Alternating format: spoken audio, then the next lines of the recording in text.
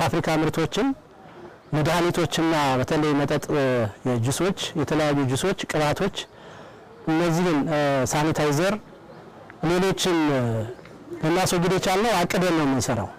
አቅደን በከተማው አጠቃላይ በከተማው በበረግረ ከተማ በአራቱ ቀበሌ ውስጥ ያሉትን የንግድ ቤቶች በመፈተሽ ነው የምናገኛቸው። እነዚህን ያገኘናቸውን ከተገኘባቸው ነጋዴዎች ጋራ ተመካክረን መክረናቸው ለቀጣይ የዚህ አይነት ነገር እንዳይደርጉ ብለን ተረካክበን አመተን በኮሚቴ ለማስወገድ ነው የቻልነው።